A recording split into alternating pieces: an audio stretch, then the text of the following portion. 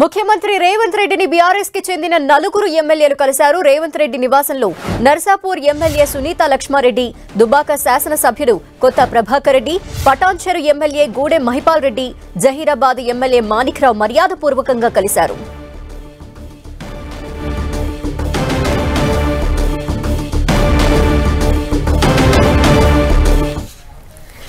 BRS ఎమ్మెల్యేలు CM Revanth రెడ్డిని కలిశారు. దీనికి సంబంధించిన డీటెయిల్స్ మా ప్రతినిధి కొండల్ అందిస్తారు. కొండల్, మర్యాదపూర్వకంగా కలిశారు అని చెప్తున్నారు, ఇంకేమన్నా హిడెన్ ఎజెండా ఉందనుకోవాలా? ఇది మొత్తానికైతే తెలంగాణ రాజకీయాల్లో ఇప్పుడు ఒక హాట్ టాపిక్ గా మారిందని చెప్పుకోవచ్చు. మెదక్ జిల్లాకు సంబంధించి ముఖ్యంగా మాజీ ముఖ్యమంత్రి కేసీఆర్ సొంత జిల్లా అయిన మెదక్ జిల్లాకు సంబంధించిన నలుగురు ఎమ్మెల్యేలు, నర్సాపూర్ ఎమ్మెల్యే సునీత లక్ష్మారెడ్డి, దుబ్బాక ఎమ్మెల్యే కొత్త ప్రభాకర్ రెడ్డి, పటాన్చెరు ఎమ్మెల్యే మహిపాల్ రెడ్డి, జహీరాబాద్ ఎమ్మెల్యే మాణిక్రావు, ఈ నలుగురు కూడా ముఖ్యమంత్రి రేవంత్ రెడ్డితో భేటీ కలవడం అన్నది ఇప్పుడు రాజకీయంగా సంచలనంగా మారింది.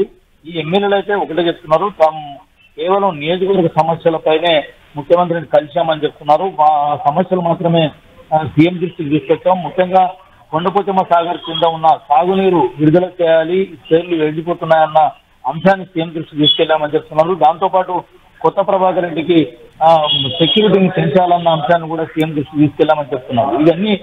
ఇది కేవలం మర్యాదపూర్వక భేటీ మాత్రమే ఆయన చెప్తున్నప్పటికీ కూడా ముఖ్యమంత్రి రేవంత్ రెడ్డిని ఆయన నివాసంలో కలవడం అన్నది ఇప్పుడు కొంత చర్చనీయాంశంగా మారింది.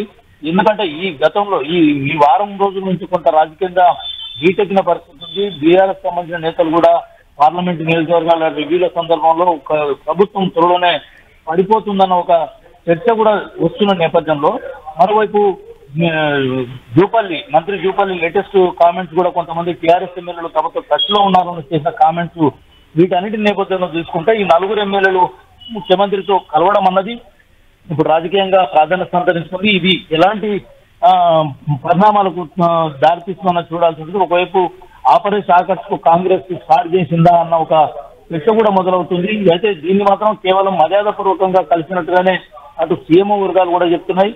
ముఖ్యంగా గతంలో సీఎం రేవంత్ రెడ్డి కూడా ఇదే అంశం చెప్తాం, తాము ఎక్కడ కూడా వలసలను ప్రోత్సహించమని చెప్పి కూడా చెప్పిన పరిస్థితి ఉన్న నేపథ్యంలో ఇది మర్యాదపూర్వక భేటీగా అటు సీఎంఓ చెప్తుంది, ఇటు కలిసిన నలుగురు ఎమ్మెల్యేలు కూడా కేవలం మర్యాదపూర్వకంగా కలిసాం, తమ నియోజకవర్గ సమస్యలను మాత్రమే సీఎం దృష్టికి తీసుకొచ్చామని చెప్పి చెప్తున్న పరిస్థితి ఉంది. ఇది ఏదేమైనప్పుడు కూడా రాజకీయంగా ఈ భేటీ అన్నది కొంత రాజకీయంగా చర్చనీయాంశంగా మారింది. ఇది ఎటు టర్న్ తీసుకుంటా అన్నది ఇప్పుడు అత్యంత ఆసక్తికరంగా అంశంగా మారింది. Dhanalakshmi. Okay, thank you Kondal.